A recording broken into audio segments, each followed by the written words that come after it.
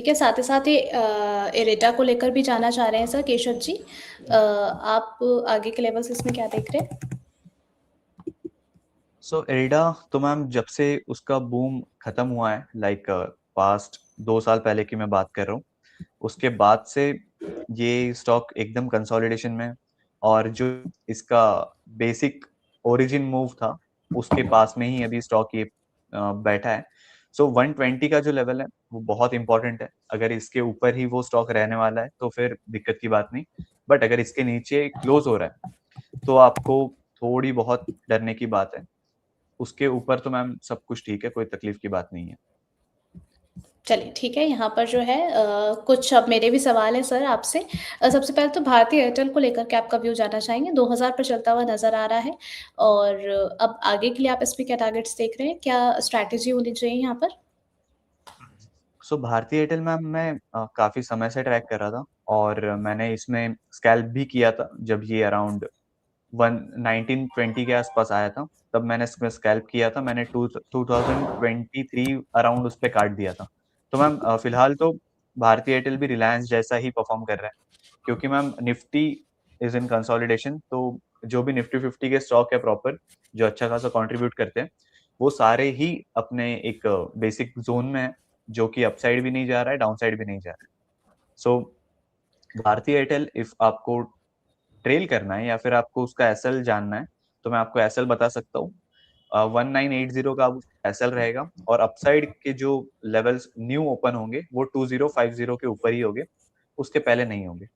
क्योंकि अभी फिलहाल तो कंसोलिडेशन में है, तो बाइंग भी रिकमेंडेड नहीं है और सेलिंग भी रिकमेंडेड। चलिए ठीक है, टारगेट्स आपको बता दिए गए हैं, स्टॉप लॉस आपको बता दिया है। आपके अगर बकेट लिस्ट में है तो आप बिल्कुल इनको देख करके चल सकते हैं। सिप्ला का नेक्स्ट क्वेश्चन है मेरा। 1320 पर चलता हुआ नजर आ रहा है। उमंग सर, अब यहाँ पर क्या करना चाहिए? ओके, सो मैम सिप्ला एक प्रॉपर डाउन ट्रेंड में चल रहा था अभी तक तो, बट अभी उन्होंने एक स्टॉप लिया है। तो आपको डाउन साइड के टारगेट्स, मतलब डाउन साइड की जो लेवल है वो 1282 की है, 1280 की जो डाउन साइड लेवल है वो है। और इसका न्यू जो अपसाइड है पोटेंशियल, वो 1400 के ऊपर ही बिगिन होगा। तो आप 1400 तक के इसे मतलब पेशेंसली होल्ड करें, उसके ऊपर ही आपको कुछ अच्छी खासी तेजी या फिर जो भी चीज होती है वो देखने मिलेगी।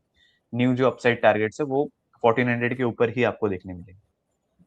चलिए ठीक है, न्यू टारगेट्स जो है 1400 के ऊपर आप देख सकते हैं सिप्ला के अंदर। नेक्स्ट काउंटर जो है एक्सिस बैंक है, 1334 पर चलता हुआ 0.27% की अपसाइड। अब आपका आगे का व्यू क्या है सर इस पर? हाँ, so alright, axis bank ma'am एक अपसाइड ट्रेंड में है। हायर लोज हायर हाइज बनाता हुआ जा रहा है, बट इसने एक इम्पॉर्टेंट लेवल ब्रेक नहीं करनी चाहिए, जो कि है 1300 की। इफ 1300 अगर डाउन साइड में ब्रेक कर रहा है तो फिर बहुत मतलब बहुत तो नहीं, बट 1250 या फिर 1200 ये आता हुआ दिखेगा हमें। बट अपसाइड तो इसकी कंटिन्यूएशन पैटर्न में ही है, और अपसाइड और भी जा सकता है, बट अनलेस एंटिल ये 1300 के लेवल जो है वो ब्रेक ना करे। चलिए ठीक है, बिल्कुल ये जो टारगेट्स हैं आप बिल्कुल एक्सिस बैंक में देख करके चलिए। फिजिक्स वाला पर सर आपका क्या व्यू बन रहा है? Q3 के रिजल्ट आए हैं, नेट प्रॉफिट जो है उसमें 33% की हमें राइज देखने को मिला है ईयर ऑन ईयर बेसिस पर, और ये बढ़कर के 102 करोड़ पर आ चुका है। रेवेन्यू में भी 34% की अपसाइड हमने देखी है। अभी जो है वो 119 पर चलता हुआ, आपका आगे का व्यू क्या है सर इस पर? हाँ मैम, मेरा ये रिकमेंडेड नहीं है। मतलब फिजिक्स वाला वगैरह जो न्यू एज कंपनी है, न्यू जेंजी कंपनीज है, उसके ऊपर जी। मेरा व्यू थोड़ा सा इंटैक्ट है। क्योंकि इनकी वैल्यूएशन जो है वो नॉर्मली जनरली थोड़ी सी हाई है। तो मैं ग्रो जैसी कंपनी या फिर इटरनल हो गया या फिर बाकी सारी जो भी जेंजी कंपनीज है, मैं उस पे व्यू नहीं देना चाहता, क्योंकि मेरा थोड़ा कॉन्ट्रेरियन व्यू है इसके ऊपर। तो मैं सजेस्ट नहीं करूंगा कि आप इसमें एंट्री भी लो या फिर एग्जिट भी लो। आप ये वाला जो पर्टिकुलर काउंटर है, आप इसको आपके हिसाब से ट्रेड कर लो, क्योंकि मुझे पर्टिकुलरली ये काउंटर पसंद नहीं और मैं ट्रैक भी नहीं करता। चलिए ठीक है, कोई समस्या नहीं है। तनुजा जी पूछ रही हैं ब्लू स्टोन ज्वेलरी 600 की बाइंग है, यहाँ पर सर क्या करना चाहिए?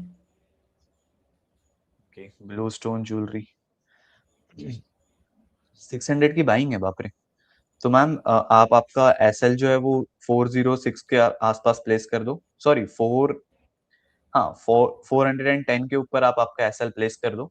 उसके ऊपर अगर जा रहा है तो आपकी खुशनसीबी, अगर नीचे जा रहा है तो 406 के नीचे आप इसे होल्ड मत करना, क्योंकि और भी नीचे जा सकता है उसके बाद में।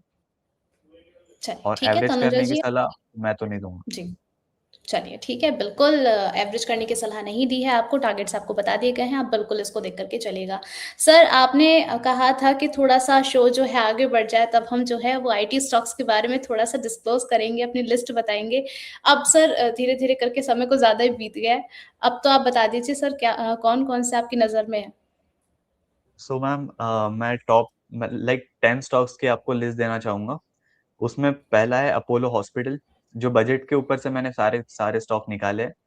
तो first one is Apollo hospital, second one is ACME solar energy, then third one is Bharat electronics limited, fourth one is Larsen and टर्बो, fifth one is Lemon Tree Hotels, sixth one is Polycab India, seventh one is Syrma SGS technology, eighth one is Tata steel, ninth one is UltraTech cement और tenth one is NTPC।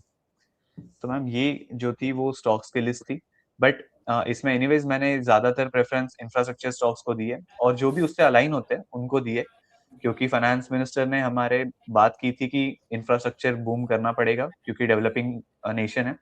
So ji, directly impact ये stocks पे आने ही वाला है। और ये सारे stocks जो मैंने निकाले हैं वो एक वेल रेप्यूटेड स्टॉक्स है, और वेल रेप्यूटेड ग्रुप को या फिर कंपनी को बिलोंग करते हैं। तो इसमें ऐसा एक भी स्टॉक नहीं दिखेगा जिसमें मैनिपुलेशन आपको आपके साथ हो सकता है। तो आप उसकी टेंशन मत लेना, और जिसमें आप ट्रैप हो सकते हो। तो ये स्टॉक्स वैसे चलिए ही है। ठीक है यहाँ पर हमारे प्राइम मेंबर हैं आशुतोष जी, उनका सवाल है हिंदुस्तान कॉपर को लेकर के 587 पर इन्होंने लिया था, अब पूछ रहे हैं कि क्या करना है? सो हिंद कॉपर को लेके मैम कहाँ पर लिया था सर ने? 587। 587 पे लिया है। तो सर आपका जी, लॉस तो बहुत मिनिमल है अभी, क्योंकि 6-7 रुपए का ही आपका लॉस है फिलहाल चल रहा है।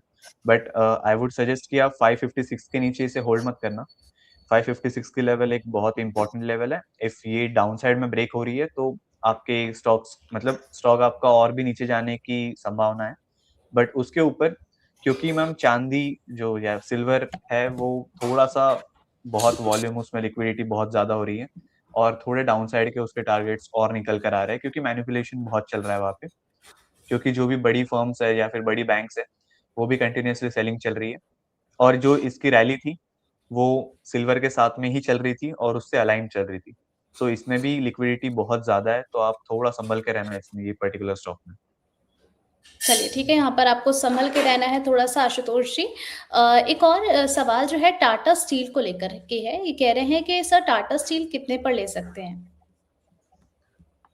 सर टाटा स्टील लेने का समय तो एक्चुअली चले गया है, बहुत पहले लेना चाहिए था हमने। बट अगर फ्रेश एंट्री अगर आपको लेनी है तो 202 के ऊपर आप फ्रेश एंट्री इसमें ले सकते हो। और अगर आपको फ्रेश मतलब एवरेज वगैरह करना है, सो 180 की जो लेवल है वहां पर आप एवरेज भी कर सकते हो इसे। सो ये दोनों लेवल्स आपको बहुत ध्यान रखना है। 180 का आपका एसएल भी होना चाहिए, उसके नीचे ये स्टॉक थोड़ा सा वीक हो जाएगा। बट 202 के ऊपर तो बढ़िया है, और मेरी ये इसमें लिस्ट में भी है। 8 नंबर का जो स्टॉक है टाटा स्टील ही है, तो दिक्कत वाली बात तो है नहीं।